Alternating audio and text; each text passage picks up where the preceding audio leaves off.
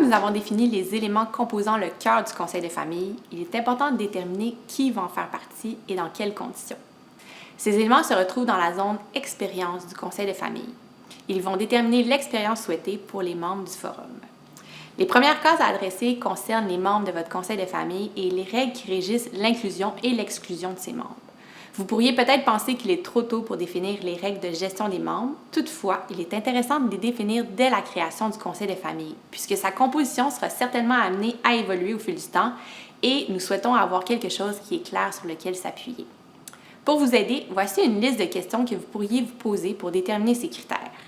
Qui sont les personnes qui siégeront sur votre conseil de famille dès le jour 1? Est-ce uniquement la famille nucléaire? Est-ce que les conjoints sont invités? Est-ce qu'il y a une nouvelle génération à intégrer? Avez-vous des règles qui régissent la participation? Ça peut par exemple être basé sur l'âge, le lien avec l'entreprise, le niveau d'appartenance à la famille, l'état matrimonial, etc. Il n'y a pas de bonne ou de mauvaise décision. Cependant, ces décisions doivent être justifiables et convenir à tous les membres. Une fois la question des membres complétée, projetez-vous et imaginez le type d'ambiance que vous souhaitez mettre en place lors de vos rencontres. Il existe une panoplie d'ambiances possibles. C'est souvent très aligné avec la personnalité de votre famille et ses membres. Vous pourriez par exemple souhaiter une ambiance instructive, professionnelle, conviviale, informative, productive, bienveillante ou créative. Le but étant simplement de décrire l'atmosphère et le climat que vous souhaitez mettre en place lors de vos rencontres. Par la suite, pour faire vivre cette ambiance, vous devez mettre en place certaines règles de conduite. C'est ce que nous suggérons d'identifier dans la case du code de conduite. Vous pourriez par exemple parler de ponctualité, d'écoute, de participation, de préparation, de confidentialité, de droit de parole, de présence, tout est possible. Ce code de conduite va certainement évoluer à travers le temps, mais il est bien de venir identifier les principaux éléments nécessaires au bon déroulement des premières rencontres. Par la suite, pour assurer une rigueur dans l'enchaînement de vos rencontres de conseil, il est important de définir quand et où auront lieu vos conseils de famille.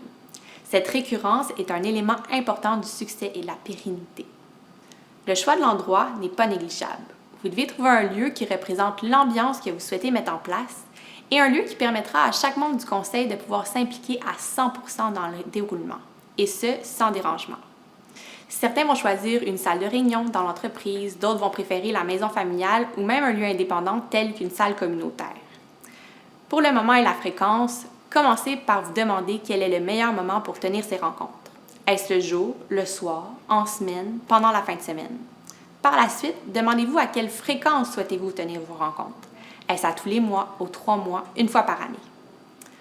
Enfin, la dernière section de l'expérience aborde vos moyens de communication entre les réunions et vos outils de documentation pour garantir un suivi des décisions et des actions. Pour faciliter l'adhésion de tous les membres du conseil, assurez-vous de choisir des outils avec lesquels chaque membre est à l'aise. Le but n'est pas de compliquer votre fonctionnement, bien au contraire.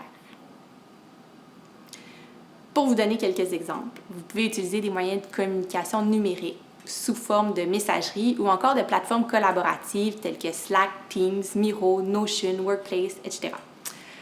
Au niveau de la documentation, le but est le même. Conserver l'information pour assurer une meilleure compréhension des décisions et des discussions pour les membres du conseil.